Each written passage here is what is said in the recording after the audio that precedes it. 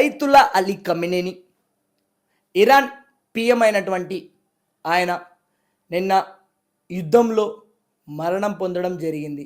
So ఈ మరణానికి గల కారణాలు ఏంటిదంటే ఆ దేశంలో ఉన్న వాళ్ళనే ఆయన మాట వినట్లేదని చెప్పి కొంతమందిని హతమార్చడం జరిగింది.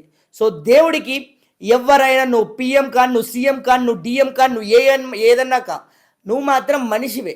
కాబట్టి నీ చుట్టుపక్కల ఎవరైనా ఉంటే వాళ్ళని శిక్షించాలే కానీ హతమార్చడానికి నీకు అధికారం లేదు. హతమార్చడం వరకు మంచిది కాదు. ఐతుల్లా అలీ ఖమెనీ కొంతమందిని ఆయన మాట వినట్లేదు, దేశం మీద, దేశానికి ఆయన పిఎం కదా, ఆయన మాట వినట్లేదు అని చెప్పి కొంతమంది ప్రొటెస్ట్ చేసిన వాళ్ళని షూట్ చేపించడం వలన కొంతమంది ఆ విధంగా చనిపోవడం వలన ఆ దేశంలో ఆయనను ఏం చేయలేకపోయిండొచ్చేమో కానీ వేరే దేశం నుంచి వచ్చి ఆయనను హతమార్చడం జరిగింది.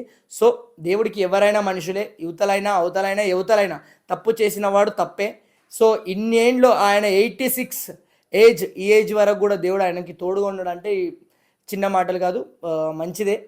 కాకపోతే దేశంలో ఉన్న వాళ్ళని మాత్రం ఆ విధంగా హతమార్చడం తప్పు.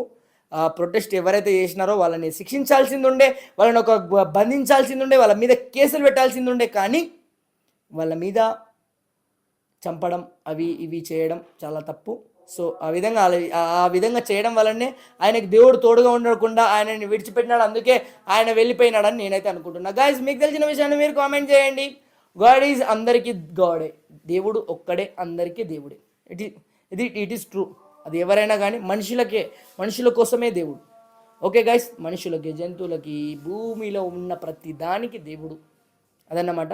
Thank you guys. నెక్స్ట్ వీడియోలో మళ్ళీ కలుసుకుందాం. కొత్తగా మన ఛానల్ చూస్తుంటే సబ్స్క్రైబ్ చేసుకోండి. మళ్ళీ ఇలాంటి వీడియోలతో మీకోసం మీ ముందుకు కొత్త కంటెంట్తో మీ ముందుకు వస్తుంటాను. కాబట్టి మన ఛానల్ కొత్త చూస్తున్న వాళ్ళు స్టైల్ మామాని సబ్స్క్రైబ్ చేసుకోండి.